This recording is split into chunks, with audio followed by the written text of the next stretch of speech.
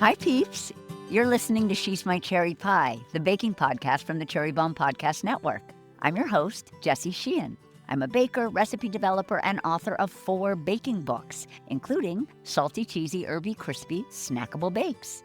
On each episode, I hang out with the sweetest bakers around and take a deep dive into their signature bakes. Today's guest is Rebecca Firkser, a Brooklyn-based recipe developer and tester, writer, editor, and food stylist. She's worked with a variety of publications, including Bon Appetit, Food 52, Taste, and Eater. She also writes the Nickel and Dime Substack, where she shares budget-friendly recipes full of flavor. But Rebecca is also a Galette whisperer, and her debut cookbook, Galette, was recently released. The book is a celebration of one of the most impressive yet forgiving pastries out there, and all the different ways you can make them, savory, sweet, and everything in between. Rebecca joins me to talk about her multifaceted career, in which she wears so many hats, about the first galette she ever baked, spoiler alert, it was a plum one, and about why she considers galette so riffable. We also chat about her first baking teacher, her mom, and about why galettes are the perfect bake for a home baker. Then, Rebecca walks me through her sour cherry and Campari galette, a summer showstopper that's as delicious as it is easy to make. Stay tuned for our chat. You can find today's recipe at cherrybombe.com. Today's episode is presented by Nordicware. Nordicware is a brand that every baker needs to know about. Their origin story is the stuff of legend. The brand was founded by husband and wife Dave and Dottie Dalquist in Minnesota. Today, Nordicware products are still proudly made in America and considered absolute essentials in commercial and home kitchens, including my own. And the company remains family-owned.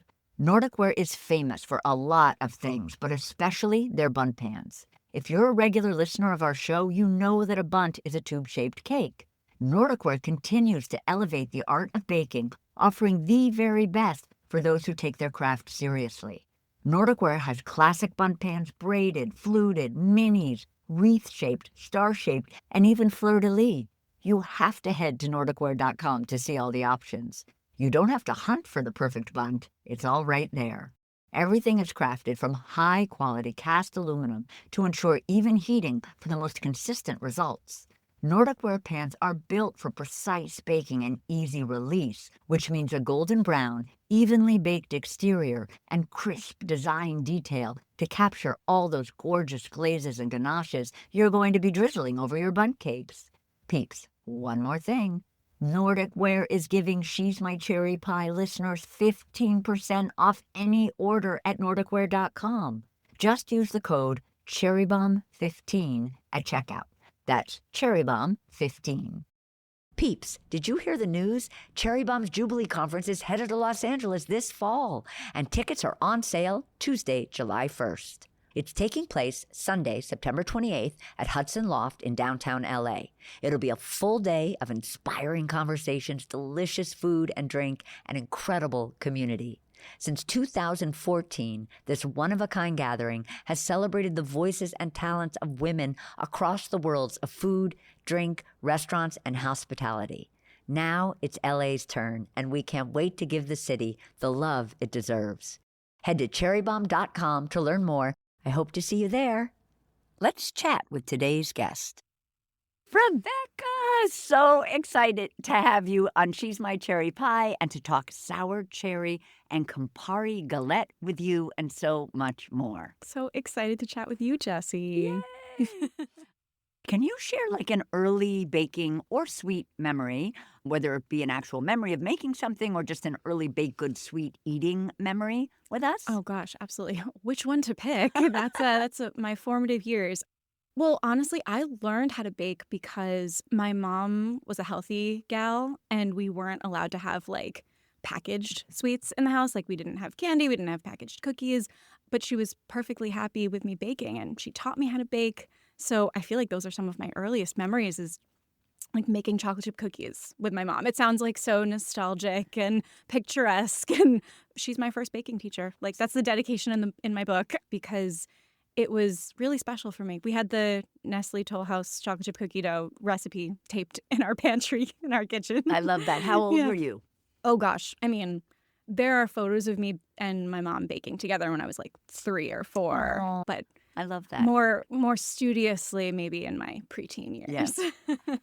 I read about like a cream puff eating experience at the Yes, Rainbow Sweets. I can't remember, in Vermont, that's right. Yeah. which was also a preteen time where you Yes. like kind of fell. Tell us about Oh those my cream gosh, puffs. absolutely. Well, shout out to Rainbow Sweets in Vermont. They don't exist anymore, but I hope that someone who has worked there or been there listens to this because I still haven't found anyone else who's been there. I'm worried I made it up, but my family was with me when we went, and we went a few years in a row, but it was this very special little side of the road cafe. They made savory as well. The owner was such a character. He would just throw the flatware on the table and be like, set the table to me and my sibling. And we just thought it was such a crack up. But he made these beautiful cream puffs. He called them Johnny Depp's on a plate. Hasn't aged too well, but we thought it was like, the time of Pirates of the Caribbean. Right. Like we thought it was the coolest thing ever. And they were very simple, like, caramel glazed, vanilla cream filled puffs, but they were perfect. Oh my gosh. And I think about them a lot. I will have one right now, please. Yeah, same. I also read that it was sort of around when you were like 11 or 12, where even though you were so little, you started to sort of follow recipes and Yeah. make your own food. And is it like you were cooking for your family? Yeah, I started cooking for my family when I was really little. I think I just loved it. I was just like, get me in there. I genuinely don't remember when I started cooking because I think it predates my ability to recall. Yeah. My family, we were very big on eating dinner together every night. Yep. So there was always something being cooked. And I think we helped a lot, my sibling and I. And then eventually it became pretty clear that like I was the one who was into it. And then it got to the point where I think I cared more about making dinner than my parents did. It was like a home ec class I took in middle school when I was like truly 11 or 12. And I was the only person in the class who took it seriously. I was like, no, I love cookbooks. Like I'd been reading cookbooks. And the teacher was like, okay, you're the one I can zero in on. She would give me homework of like making dinner for my family and like having my family review it. And I would find recipes from cookbooks. Like, I mean, the Williams-Sonoma baking book was like a formative book for me. It was really, really important to me to make something for myself. I was an artist when I was younger too. So I felt like, oh my gosh, we can eat the art. That's a pretty special thing. It was like new skill unlocked. You described one, the Williams-Sonoma cookbook. So I'd love to hear about any other cookbooks like when you were little that you were really into. And also, was there like food TV that you were watching when you were a kid? Yes. I'm a big Food Network person. Come home and like I'd finish my homework really fast so I could make sure to catch Rachel Ray at 6 o'clock and then Giada. And then like I think Emerald Live would be on and we'd be like, all right, fine. We would just continue to watch until the infomercials would come on, or sometimes I would get up really early and before the Food Network programming came on, it was like food infomercials and I still have those seared into my brain. Like TV doesn't exist like that anymore and I'm a little sad for our youth that you can't like have that experience of watching the infomercials before the real programming comes on. But I mean, Barefoot Contessa, such an important part of my life. I think we had all of Ina Garten's cookbooks. And so that was one of the big ones that I cooked through. Like Ina's, I think it's called a celebration cake. It's just like a lemony sour cream sheet cake, chocolate frosting. What can be better than that? Yeah. But that was one of the first things that I made by myself. Yeah, from Ina's book. From Ina's book. Yeah. I think that might have been her family book. And it was a lot of like kind of dinner party adjacent, larger format recipes. Yeah. And I would always just be like, oh, it's my friend's birthday. I'm going to make the treats. Yeah. You know, you've written this baking book, which we're going to talk about. I'm so excited. But you also cook a lot. I do. Do you consider yourself, and I think I noticed this in like the about page of your book, you call yourself a cook. Yes. Yeah. So tell me about that. I mean, I'm not a pastry chef. I'm not a professional chef. I have done a lot of professional training. I, did culinary techniques at the ICC. Like, I have a, very technical foundation in French culinary, but I'm a cook and I write recipes for home cooks. Yeah. I do a lot of budget-friendly dinners. Like my Substack newsletter is mostly cooking. Yeah. I would say it's less baking. I'd say like cooking is something I do every day because I have to feed myself. And it's kind of where I play, I feel like. And then baking is much more like I need a project. I'm going to like lock in on something. because that's what I also do in my free time is Yeah. a different kind of cooking. But baking is much more, I'm following a recipe. I'm getting to know someone's work. And of course, I'll always go off script as any one of us are want to do. Yeah. But yeah, I feel like it's a pretty even 50-50 split for me in terms of baking versus cooking. Yeah. We'll be right back. Hi, everybody. Radio Cherry Bomb's Carrie Diamond here. I want to thank everyone who joined us in Austin, Texas for the kickoff of our Summer Tastemaker Tour, presented by the Visa Dining Collection, by Open Table, and Visa. We had a great lunch and panel discussion at the beautiful Commodore Perry Estate and caught up with some of our favorite food folks. Austin is such a great food city, and I am always happy to visit.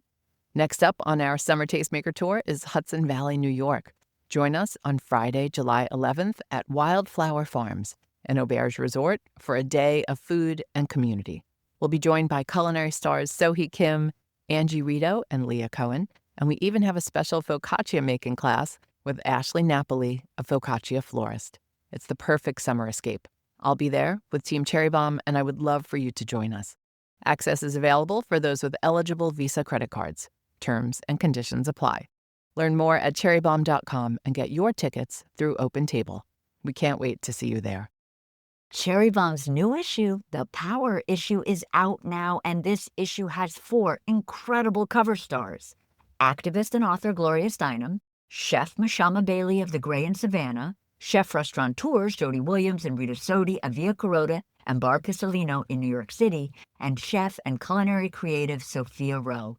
The issue includes exclusive interviews with all of the cover stars, plus our first ever power list of the 100-plus women making the culinary world a more interesting, inspiring, and innovative place. You don't want to miss this edition of Cherry Bomb magazine. To get your copy, head to cherrybomb.com or stop by your local culinary shop or bookstore. You can find a full list of retailers on cherrybomb.com. Now back to our guest. I think it was also while you were in college, maybe towards the end, where you actually developed your first galette recipe. Yes, that's Maybe right. it wasn't the first galette you'd ever made, but it No, was the certainly first. not. So you had made a lot of galettes because your mom taught you how to make them, or just they were on your radar? I think they were just on my radar. I mean, I'm Yeah. sure my mom made them. Like, Yep. my mom made all the things Yeah. at some point or another. But I think I probably had made pies in the past and was a little intimidated by them, and then discovered the galette. And I was like, okay, I also don't need a lot of equipment. Yep. I can just have my sheet pan and like a bowl. I don't even really need a rolling pin. I know. I think you yeah. rolled the first one out with a wine I bottle. did, because I was in a college apartment. Yeah, So tell us no about- rolling pin, but plenty of wine. Tell us. Right, of course. Priorities. It was plum, yes? It was, Yeah. yes. So I went down to the local grocery store, and they had all this beautiful local produce. We were, in Massachusetts, and it was like springtime. Now, that actually might have been when I was there over a summer one year, because it was plums. Yep. Yeah, I, got the cheapest butter that they sold at the store. I did a lot of baking for my roommates because, again, that's what I did in my spare time. And I, cobbled together the crust and was really nervous. And I don't think at the time I truly understood, like, you got to work the butter into the flour. Like, Yep. you're not going to mess it up. I probably did way too much water to bring it all together. Was it your crust recipe as well? It was. I was sort of like playing around. Yeah. That is not the recipe that's in the book. Nobody worry. Yeah. But I was like, yeah, so it's, there's this ratio of butter to flour to water, and I'll just make it work. And then I was like, well, the ratios, it's not really holding together. I'll just dump in more water. And, it was a little bit haphazard. Of course. And, I'm throwing in so many plums, really crowded the heck out of it. But I was like, you know what? Ginger could be interesting. Orange could be interesting. Like, let's just play around with it. Folded it all up. Again, was a little too timid in my sealing of edges. So did it pop I know I open? had a huge explosion. It was like, the disaster that everyone expects to happen when you're making a galette. But don't worry. Like, I really worked. I really figured it all out at this point. But I was so delighted to find that it wasn't ruined. Yeah.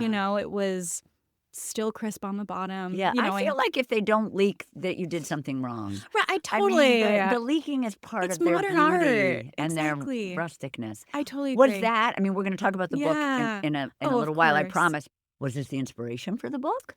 It was Or definitely. is it just like a memory that you think of because now you're writing a galette book? Or now you've written one? Yes. I mean, it popped into my head the moment that we decided that it would be a book of galettes Yep. that I was, Yep. writing a proposal for. But, I mean, even if you look back, I think I've had Instagram for like 10 years at this point, probably when Instagram began. And I've had so many galettes You have. through the years. Yeah. And so I always think back on that and I was like, what was the first recipe I developed? And I certainly couldn't tell you. I'm sure it was, formally speaking, some dinner I was tossing together. Right. But that one I really think back on where I was like, okay, I have a pen and paper out. I'm writing down what I'm doing. Yep. I'm recording it. I always think back on, and it feels like a very appropriate story. Of course. Right now. Yes, whether it was or was not, Yeah, it should be.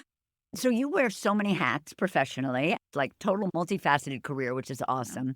Can you briefly describe them? I think people know, but like, what are you doing when you're a food stylist, a recipe tester for cookbooks, Yeah. a culinary producer, a writer and editor, recipe developer for your own cookbooks, and I'm sure for other people's as well. And then I wondered if these are all your hats. Yeah. Is there a favorite hat? Ooh. And now there's an author hat. That's right. Right. That's right. Oh my gosh, another hat. No, that's such a good question. I feel like a lot of folks don't totally know all the different arms of food media. Recipe development is different than recipe testing. Recipe development is you're creating the recipe from start to finish. Have an idea, and sometimes in my case, you have an assignment from a publication, and you're like, okay, how am I going to make this sheet pan chicken recipe? You go to the grocery store, you buy the ingredients, you play around in the kitchen a few times, you're writing everything down. For me, I mean, it's very lucky when I have a good one on the first try. Usually it's like, okay, I'm on the right track. And then I like to make it 2 or 3 more times. And more than 3 means I have a little bit of a project on my hands. But then a recipe would move on to recipe testing. And so a recipe developer who works for themselves might do some recipe testing for themselves. But officially, a proper recipe test is someone else gets the recipe. And so I do a lot of recipe testing for other authors and brands, and you're getting the recipe. Maybe there's a reference image, so you sort of know what it is that you're looking at or what you're trying to make, but you're just trying to find any sort of inaccuracies. It's just really to make sure that the recipe works when someone who didn't create the recipe is doing it. Recipe testing has my heart to an extent. And then, of course, food styling and culinary producing. And you did food style your book. I did food style my book. Yeah. So I worked as an assistant food stylist for a few years on and off, one of the many hats. Assistant food styling, you're doing a lot of the baking, a lot of the cooking. You're always checking with your lead food stylist to it says thinly slice the onions, but like how thin are we talking? Like, do you want paper thin or do you want to see them? So maybe more like 1/8 of an inch. I love food styling, and I think food stylists really deserve so many accolades. Their job on set is so, so, so important. Like, they are really responsible for probably the first thing a home cook is going to see, other than the recipe title. You're going to see the beautiful image. Yeah. And so food styling, it's not the recipe developer on set making the food that you see in like Bon Appetit or a cookbook or MIT Cooking. It's the food stylist who's making it. So they're, making the food look beautiful. And then I write and edit as well for different folks. I used to write a lot more feature stories, and then that was more like reported work. And now I'm more in a recipe world, but I'm never not doing something related to food. And the grind is real, no? It is. I work every single day. Yeah. And, sometimes parts of that work are more fun. Yeah. Like, I still feel very lucky that I don't get in the kitchen and I'm like, ugh, I gotta cook. Like, I'm like, ooh, what am I gonna make for dinner tonight? Yeah. I'm like, as long as I still feel excited to get into the kitchen, I know that I'm doing something right. But it can be pretty exhausting, the freelance life. Tell us briefly about your Substack newsletter, Nickel and Dime. Such a good name. Thank you so much.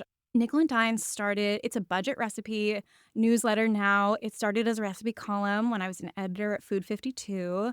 The original column was dinner for 4 for $10 or less. And now it can be any sort of iteration. Now I get to make my own rules, but it's always through a budget lens. When I first moved to New York, I, had a very small salary at the food media job that I worked at. And I didn't have the budget to go out to dinner the way that my friends were. They were working in tech or finance. And I was like, I cannot.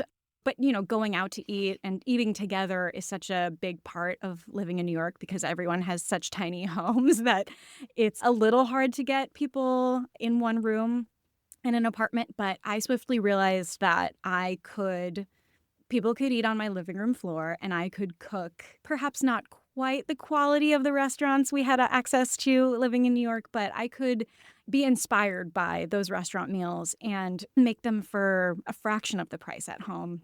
I kind of try to capture a little bit of that in my newsletter. I hope people read it. Please subscribe. Yeah, exactly. Please subscribe to Rebecca's newsletter. All right, so now I want to talk about your cookbook. But was it always a dream? Like, were you always like, oh my gosh, I hope one day I get to write a cookbook? Oh, absolutely. Okay. So I was working with my agent. And how did Kitty, love you. how did you have an agent like before you had a proposal? I hadn't signed with her Okay. yet. I was working with one of her other clients on their cookbook proposal. Great. So oftentimes literary agents will match writers with personalities who Yep. perhaps don't have a writing background Yep. but have like a point of view that they'd like to share through a cookbook. So I was working with one of Kitty's other authors on the Yep. proposal. I had worked with some of her other authors recipe testing their books. And Yep. so we sat down. She knew that I wanted to write a book, but Yeah. she was like, I'm going to be a straight shooter. You are not famous enough on Yeah. Instagram. Like, Yeah. it's because, I mean, obviously if a publisher is going to give you the responsibility of selling a book, it's really helpful to have the built-in audience Of of a course. social media following. But she was like, but there's a big market for single subject cookbooks because they're so giftable. Someone's shopping in the Anthropology and they Mhm. pick it up and it's like, oh, perfect, a gift for my nephew. And so there's so many cookie books, there's so many cakes books, but there weren't a lot of Galette books out there. And so it felt like such a fortuitous moment to do a single subject book on Galettes. So smart. Yeah. I wrote, did you always know it would be a Galette book? Maybe not. No, maybe certainly not. Can you define what a Galette is? What's interesting is there are a lot of different definitions for the term galette. For my book specifically, a galette is like a rustic freeform pie. That's, I think, the simplest definition. But galette can mean anything from crepe to cookie to fry bread, depending on what country or time of year you're in history you're speaking of. So I think it's a very important question. And it has usually like a flaky short crust base, like Yes. just like it's pie dough. It's pie dough. Essentially, Absolutely. pleated into these small little folds that Yes. kind of go up over the filling, Exactly. but only about a couple of inches so that the center is exposed. Exactly. No full top crust, Yeah. no lattice. That's why I love them They're so so simple. much. I love simple. You make such a good argument in the introduction for why we should all be galetting. It's a Yes. verb. They're easy to make. They're forgiving, simple ingredients, minimal equipment. They're foolproof. And you say they're an ideal bake for a home cook. Why? Yes. Well, I think baking is something that's so intimidating for home cooks. They understand that baking is science. It can be quite complicated, but you don't have to go make your own viennoiserie at home. You can start quite simply. You can mix together one bowl cookie dough. You can make a galette. I think galettes, they're perhaps for someone who's already made one tray of cookies in their life, you can make a galette. The crust comes together in one bowl. And I think it's really important for home cooks who are interested in eating the baked goods to get in there and experience it themselves and discover that pie dough isn't actually that hard. It can be intimidating. There are a lot of things going on.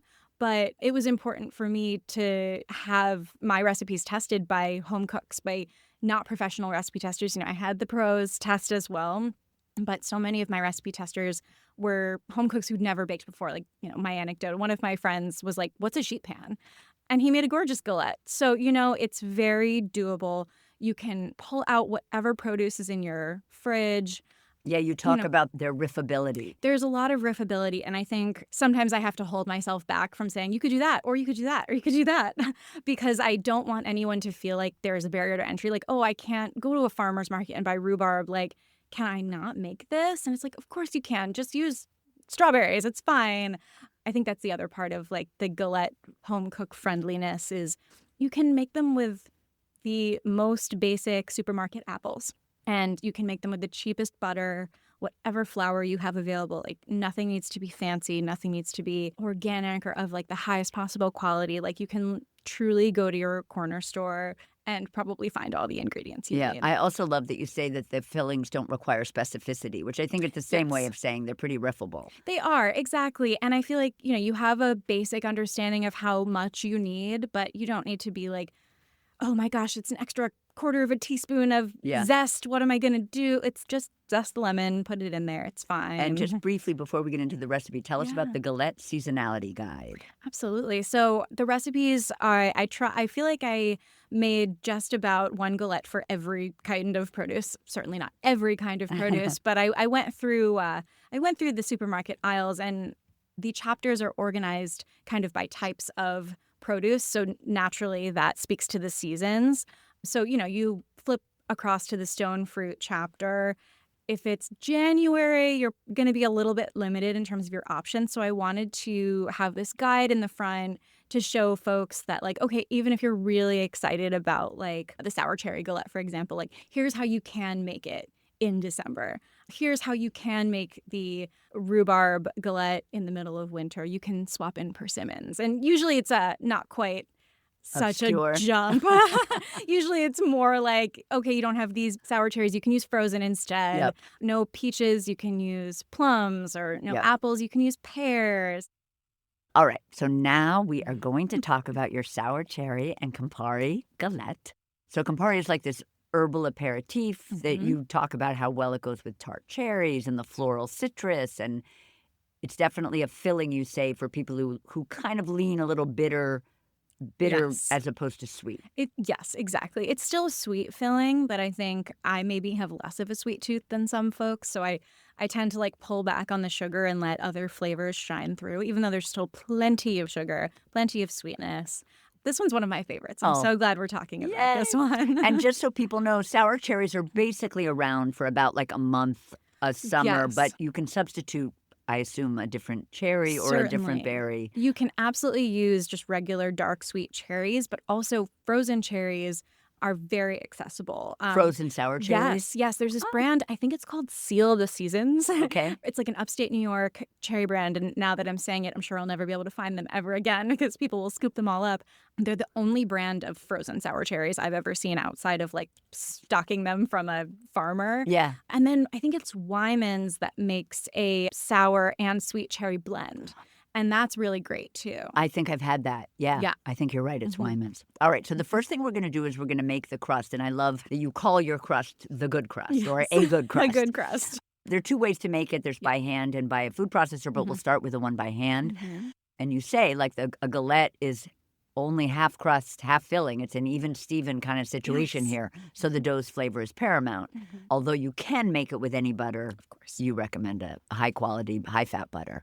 You also talk a little bit about why we're adding a teeny bit of sugar to our dough, and we're going to do that for sweet and savory galettes. Can you That's just right. briefly explain why we want to add a little sugar to the recipe? Absolutely. Yeah, sugar helps caramelize in the oven. So when something is baking, you get that Maillard reaction that I'm sure food podcast fans have heard before, but it's really just when something caramelizes in the oven, it takes on color and it takes on a deeper, toastier flavor. And then also sugar seasons. So I have salt and sugar in my dough. I think it just, obviously butter and flour are wonderful flavors, but I think seasoning helps bring out those flavors. So that's why, whether you're making a sweet or savory galette, add a little sugar. It's not too much. Don't worry. It's not a typo. It won't be sweet. So in a liquid measuring cup or a small bowl, we're going to combine some water and some apple cider vinegar, and we're going to place that in the freezer. So I had two questions. First of all, I know we're putting it in the freezer, but should we start with it cold? You don't recommend that it be cold, but It doesn't have to be freezing cold. Like, you don't need to get ice or anything if you don't have ice. Just pop it in the freezer. You could pop it in the fridge if you don't have room in your freezer. You just want it to be cold. I mean, I have made galette dough at this point with just tap water, and it's fine. It's totally fine. And then why the vinegar? And is there a brand of apple cider vinegar that you like? Yeah, the vinegar, it really is just how I learned how to make pie dough. I noticed that was kind of a through line in a lot of different galette and pie dough recipes. And when I was doing the research more specifically for the book, it's been kind of debunked. But, some people say the moisture content will evaporate off because it's not water. Some say it adds a little bit of flavor. Some say it prevents the dough from getting dull as it sits in the fridge. For me, I think it's just a superstition at this point. I always do a little splash of apple cider vinegar, but I love my Braggs. Yeah. They're the best. I think I first learned about it from 4 and 20 Blackbirds. And that was probably where I Yeah, first and did I as think well. it was like the whole vodka or vinegar thing. It was like, which one do you use? And I always use it now. And I love the smell. Smells great. Yeah, there's something that feels like pie dough when you add a little bit of vinegar. Exactly. I I'm agree. like a tangy person. Like Yep. I love acids. So anytime I get the opportunity to throw it in, I will. So in a large bowl, and is this for you at home? Are you using a metal bowl? Are you using a glass bowl? Usually a metal bowl, unless I'm like filming content. and then it's so you can glass. see through, and then it's glass. But I love just a lightweight metal bowl. Yep. In a large bowl, and using our fingers or a fork, we're going to combine some all-purpose flour, sugar, kosher salt. Why our fingers? I think your hands are a great tool for whisking. Take out a fork, take out a whisk if you prefer, but this pie dough is coming together by hand. So I think it's, no need to dirty something else if you don't want to. I've I never think thought they're a of great whisking tool. with my hand. I mean, I am always saying like my favorite tool in the kitchen is my hands. Yeah. But I tend not to like mix dry ingredients with them, but I always you do. may have changed me. It's probably just my laziness, Yeah. but I'm happy No, to. I'm into lazy. I'm into lazy.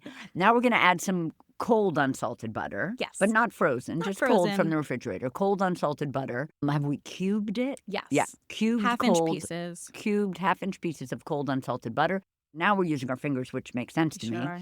Now we're going to use our fingers or a fork to gently toss around the butter to coat it in the flour mixture, and then we'll use our fingers to kind of smash and rub the butter into the flour mixture until it forms kind of flat pieces. That's right. You admit that you love these references I to do. beans I and do. legumes when we're talking size, but mostly the size of cannellini beans, about 3/4 of an inch. Also some chickpeas and lentils, about a half an inch. Yes. That is like Because no one should have to take out a ruler to measure a quarter of No, an no, inch no, piece no. of butter. Just what a chickpea is. And just the idea is it's like if the butter was between your fingers, you'd like rub your fingers until the butter, almost like making Exactly. gnocchi or something. Exactly. Oh, that's such a great reference. I Thank love that. Yay for me. Let's add it to the book quick. Yeah, exactly.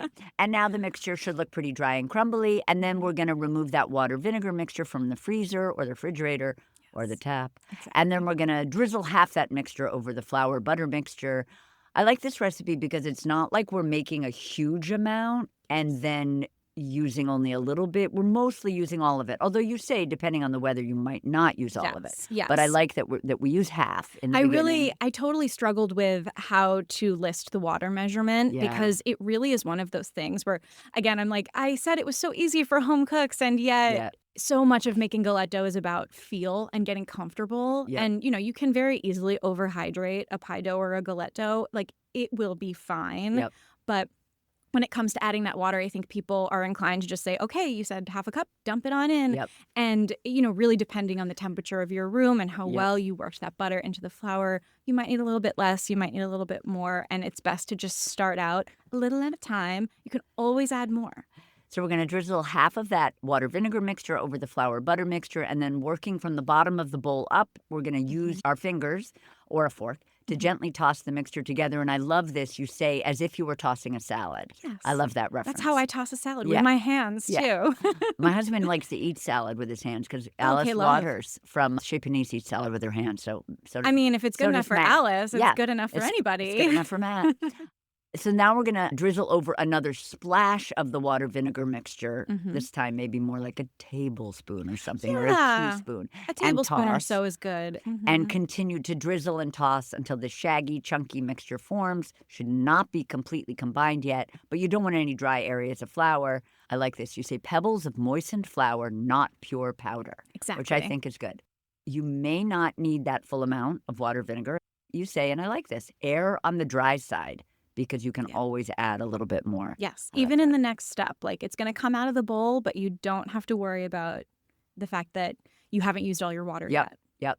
You're going to pick up a handful of the mixture and squish it, and it should mostly hold together in its stuck shape. Exactly. And if not, you might drizzle a little bit more teaspoon of water vinegar mixture on the driest areas. I learned that Mhm. from Erin McDowell. Yes. Like she pushes it all aside, and then Yes. anything that's dry in the corner, that's where she adds That's the where water. you want, because the rest of the dough is already hydrated properly.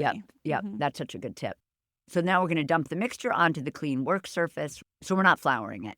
No need. Onto a clean work surface, we're going to use our hands to pat the dough together into a rectangular mass. And the rectangular shape, because I think of round shape, is important because we're going to do this folding technique, correct? So it's about 1 inch thick. And again, if we find any more little extra dry areas, we'll just put a teeny bit of water, vinegar mixture on those areas. And now we're going to use our hands or a bench scraper. Do you have a favorite brand or type of bench scraper? I do. I actually really love a flexible bowl scraper from Matfer. Matfer Bougeot. I think I'm butchering the pronunciation because I get nervous when I have to speak French in real life. I love their flexible bowl scraper. And then I also love Ateco's bench scraper, the metal one. So we're going to use our hands or a bench scraper, preferably French. We use hands or a bench scraper to fold the mass of dough over itself and press down. So we're just doing this with our hands, but we're not worrying about warming up the dough at this point? At this point, it's okay because it's going to chill for quite a while after you work with it. And at this point, the dough definitely shouldn't seem like it's dough yet. It should still be quite crumbly, quite of a hodgepodge. It's not a homogeneous mixture yet. Could we also, if we didn't want to fold it over, could we just use the bench scraper to cut the rectangle in half and then put half on top? Absolutely. So I kind of use the bench scraper as more of like a spatula to like get under the dough and fold it over itself. It really just makes it easier for me personally. But if you want to do it like a biscuit, exactly. You just cut it, scoop it, plop it. We're going to fold the mass of dough over on itself and press down until it's about 1 inch thick. And the dough should not be moist or sticky. And if it is, we'll add a teeny bit of flour.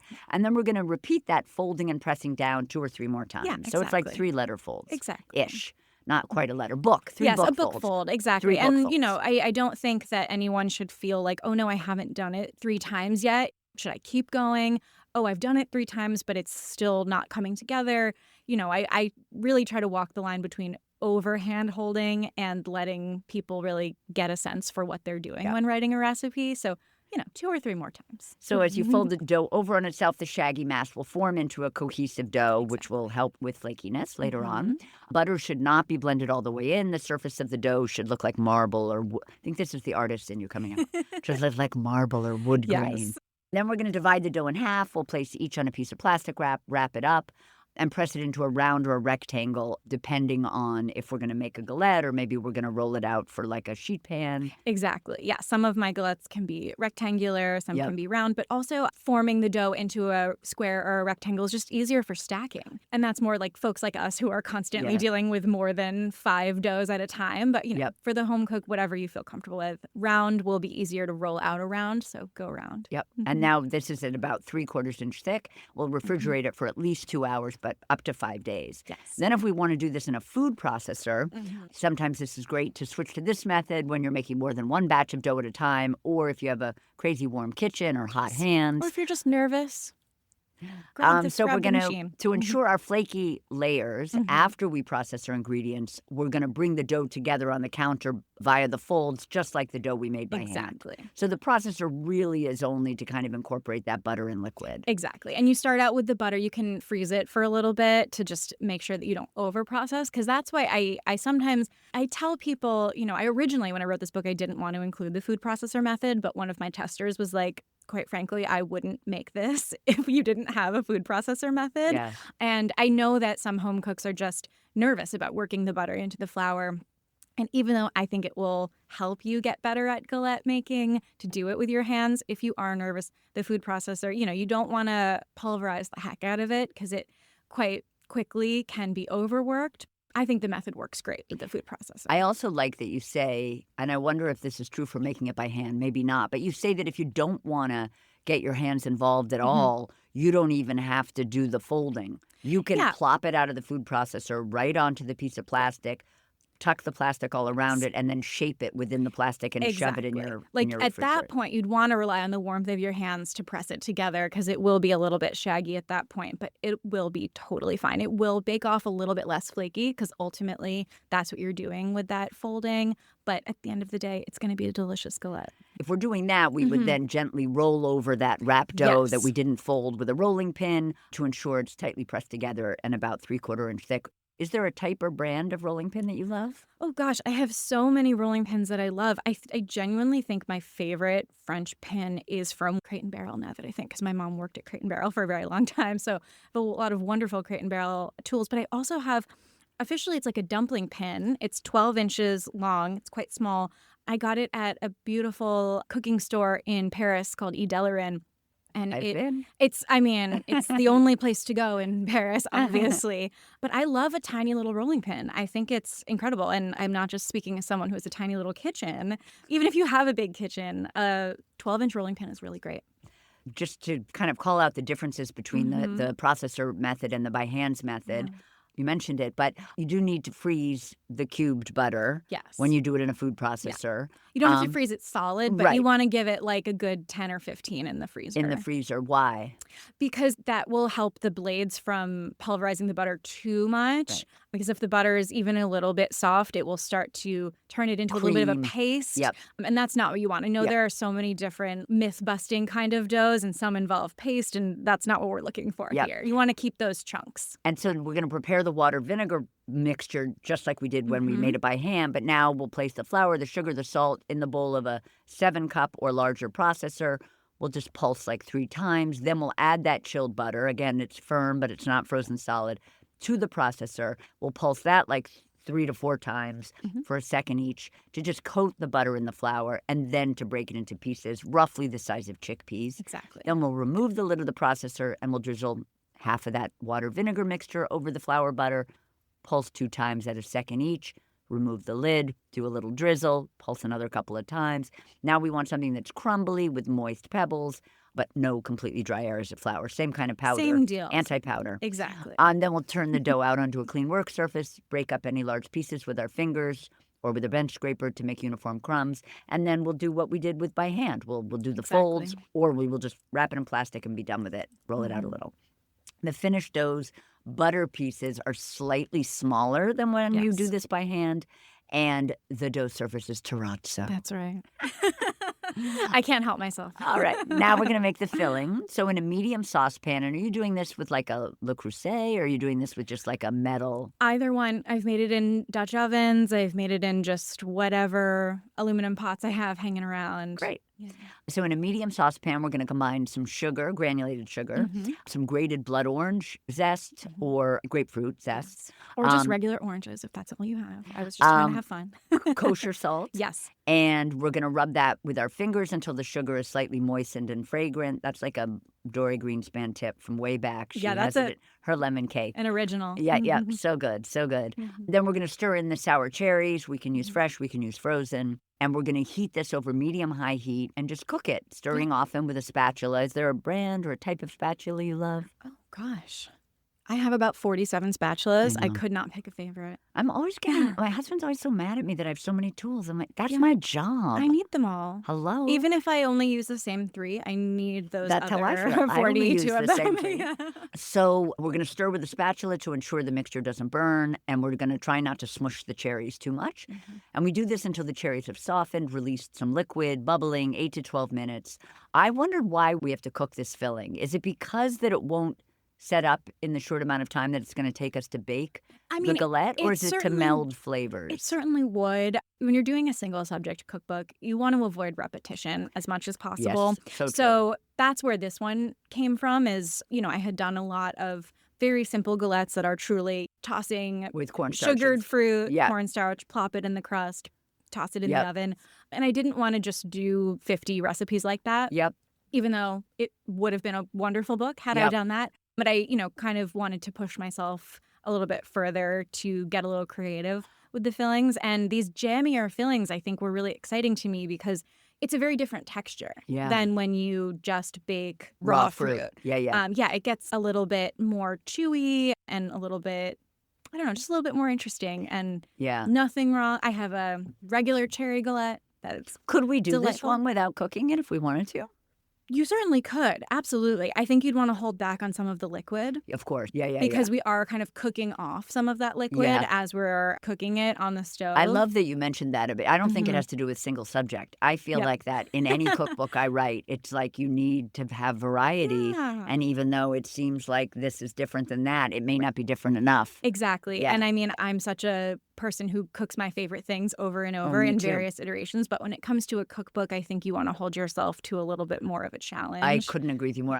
I can't just do chocolate cake with marshmallow frosting. Right. Like, I mean, for me, everything I make is just like some iteration of like beans and carbs, but I'm like, that can't be a book. I mean, maybe it could be, you know. Yes. Who knows? Beans Editors and out carbs there, could maybe be, you're listening. Maybe that could be your next book. Then in a small bowl, we're going to stir together cornstarch and 2 tablespoons of the Campari until it forms a smooth slurry. Do we need the slurry? Could we just add the liquid and the cornstarch? I never make a slurry. Should From I the be? jump? Yeah. You could. So basically, the cornstarch is coming into this at a later stage because I am cooking off some of that liquid from the cherries first. Right. It probably would still work. Right. I like the slurry mostly because I feel like it prevents the lumps from happening. Yep. I have noticed that especially when you're heating, because cornstarch activates when it's heated, so I find that when you throw the cornstarch in, even if you're stirring the heck out of it immediately, I still Feel got like little it gets lumps. lumpy. And again, I'm mostly trying to provide insurance policies for home cooks who maybe don't know exactly what to do when they dump cornstarch into something. But just to avoid that, I feel like it's helpful. So we're going to stir the slurry into the cherry mixture, reduce the heat to medium-low, cook, stirring often until the mixture gets thick and jammy, about 4 to 6 minutes. And we should be able to like drag our spatula through the mixture and cleanly see the bottom of the pot. Like in that line thing for like custards, ice cream, all of that. Pudding, pastry cream. Those are all my favorite foods. Right, I'm like, exactly. let's keep going. Yeah, all the foods that require the line in the pot are And then you get favorites. to like where you're doing it with a spoon. You can use your finger Yes, and totally. then lick. So then we're going to remove from the heat, stir in the remaining 1 tablespoon of Campari. We're going to set up a large bowl. Again, is this either a metal bowl or a glass bowl? Yes, anything heat safe. We're going to set that up. Basically, we're making a ice bath. We're going to place the bowl of ice, and we're going to add some water for this ice bath. We're making this ice bath because the just cooked galette filling must cool completely before we add it to the crust. That's right. Why? You definitely don't want to add hot or warm filling to pie dough or crust because it can start to melt the butter. And you want to wait until the dough hits the hot oven to get that going, because the moment that crust gets a little warm, it can start to weep out butter when it hits the oven. And so you want to keep things. This is where I'm like a little bit more intense about keeping things cold. For the water in the crust, it's like it's fine. But here you want to be cold. All right. And this technique saves time because we're cooling it down quickly. I mean, we could just leave it on the counter. Oh, for sure. Yep. I mean, I had the fear of God put in me by a Chef Nick at the French Culinary Institute, who was very, very concerned with food safety. And when you leave something hot and jammy out at room temp, it can grow bacteria if it sits for longer. And he was like, always ice bath. Always ice bath. And I'm like, I'm not serving restaurant clients. Like, it's probably fine. It's going to go in the oven here. But I always think back to Chef Nick. That's telling hilarious. Me to use an ice bath. Since I never went to culinary school, I'm like, oh, yeah, let's sit out But there. it's like, it's fine. Yeah. Whatever. So this technique will save us a little time and ensures that the filling will cool quickly. We're going to scrape the mixture into a medium bowl, and then we're going to place that medium bowl over the bowl of ice and water, and let cool to room temp about 20 minutes. Stirring maybe frequently to help it cool. Exactly. And then if we're not making the galette right away, we could refrigerate that mixture. Yeah. But we are. That's the other thing I love about the cooked fillings. I'm so glad I remembered this, is you can make them really far in advance. So you can truly go for, like, you have your pie dough prepped, you have your pre-cooked filling prepped. You can just preheat the oven and get ready to make your galette. You don't have to take out another bowl. You don't have to take out your ingredients. You can just have it all set and ready to go. It's a good party recipe. Love it. When we're ready to bake, we're going to preheat our oven to 425 with a rack positioned in the center, and we're going to line a sheet pan with parchment. And then we're going to roll our dough, which we took out of the refrigerator.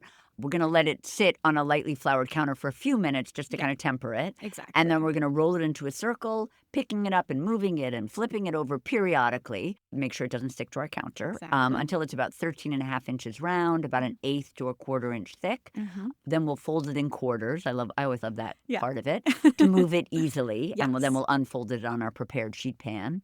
Then we'll spoon the filling into the crust, which is probably pretty jammy now. We might even almost be spreading it. We're totally. Instead of you can use it. like the back of a spoon and just spread it around. You can use a spatula. And we'll leave like a 2-inch border. We'll fold the edges of it's 2 inches is always the kind of galette. It's my sweet spot Yep. for sure. Some of the savory ones I go even a little bit shorter Yep. and just kind of twist it around because those are more rustic tarts. They don't have the juicing involved. Yep. But for that juice, I definitely find that galettes tend to expand in the oven Yep. too. So it's nice to give it that nice 2-inch insurance policy. So we're going to fold the edges of the crust over the filling towards the center, overlapping and pleating as desired, and then we'll freeze the galette on the sheet pan for 10 minutes. Is that enough time to kind of set it? It's a decent amount of time. I Okay. would say you could also chill in the fridge for 20 minutes as well if you don't have room in your freezer. Okay. You could also leave it in the freezer for longer. Okay. That's not a problem. 10 was kind of the limit. Okay. Yeah. So we're going to brush egg wash over the exposed crust. Mm-hmm. Sprinkle some more granulated sugar over the crust. I love that. Do you ever use turbinado? Oh, or love to sugar use in the rock? turbinado sugar. I sacrificed the look of the beautiful textured turbinado sugar to just be like, you already have the I granulated get sugar. you. I know. It's hard for me But- to do that when I write recipes, but I try to do that too. It's tough, but Yeah. it looks so much Like prettier. sometimes I'm even like, don't use an egg wash. There's cream in the recipe. Use Right. the cream. But I always love the way an It egg looks wash so looks. beautiful. Yeah. Exactly. So we're going to bake until the crust is starting to turn golden, about Mhm. 12 to 15 minutes. Then we're reducing the temp to 375, dropping it by 50 degrees. And we are going to continue to bake until the crust is deeply golden brown. Very important. Mhm. Yes, deeply Most is people are important. under baking, I I would say. I think know. people are so worried about burning things that they go a little too blonde, and that's when you risk the soggy bottom. Yeah, and the like kind of pasty. Exactly. You Yeah. don't want that. No, like, no. let it get bien cuit. Deeply, yes, exactly. Good, and also a good bakery in Brooklyn. Deeply golden Yes. brown, and the filling should be bubbling. Mhm. What's also nice about a galette, another thing I love about them is that they bake more quickly than pie They do. because they have less filling. Like to this point about baking a pie or a galette to its proper state, it Mhm. really needs to be dark brown crust because that's Yeah. how long it's going to take for those berries in the center to be bubbling. Exactly. Although I guess because it's cooked, it's a Mhm. tiny bit different. That one specifically is a little bit different, but I would But say in general, across right? the board, even if you're using like a filling, like a vegetable filling that has Yeah. no liquid, no extra bubbling or sugar Yeah. creating juices, you still want to go deeply golden brown. Yeah. And those cook a little bit faster, but I mean, the oven has to do a lot of work to penetrate through all of those layers. Yeah. And, when you're cooking certain pies, you par bake the crust and you give it a head start. You can't do that with a galette. No, So but you I have also to, just think like a berry pie, Oh gosh, a takes blackberry forever. pie could take an hour at least. Same with Absolutely. a blueberry pie. No But you question. make a blueberry galette, does not take Much that faster. long. Yeah, I Much love faster. that. I love that. So Mhm. sorry, I went on a tangent. So I now love a fruit related tangent. so now the filling will be bubbling. That's going to be probably another 35 to 45 minutes to get us to that bubbling stage. We'll rotate the pan from front to back. Halfway through the baking time, I always rotate. I love to meet a fellow rotator. And then we'll remove the galette from the oven and cool it uncovered for at least 25 minutes and up to 8 hours. I feel like another perk of a galette is that you can kind of eat it right away. you It's totally different can. than pie where you really need it to set or it'll just... Yes. Yeah, that was my... I especially for this one too. Again, your filling is already cooked, so it's not going to be quite as juicy immediately Yeah. as a pie. But I think it is helpful to let them set up a little bit. Yep. Maybe you don't give it that 25 minutes. You're ready to eat. You've got your ice cream out. Your Yep. guests around the table. Go ahead and slice in warm, Yeah, just to make the cleanest slice. yeah, I love that. And then we will slice and serve. Yes. Well, thank you so much for chatting with me today, Rebecca. And I just want to say that you are my cherry pie. Thank you so much, Jessie. You're my cherry galette. Oh, I should have said that. That's it for today's show. Thank you to Nordicware for supporting this episode. Don't forget to follow She's My Cherry Pie on Apple Podcasts, Spotify, or wherever you listen, and tell your pals about us. You can find today's recipe at cherrybomb.com. She's My Cherry Pie is a production of the Cherry Bombe Podcast Network. Thank you to CityVox Studio in Manhattan. Our producers are Carrie Diamond, Catherine Baker, and Jenna Sadu. Thank you so much for listening to She's My Cherry Pie, and happy baking!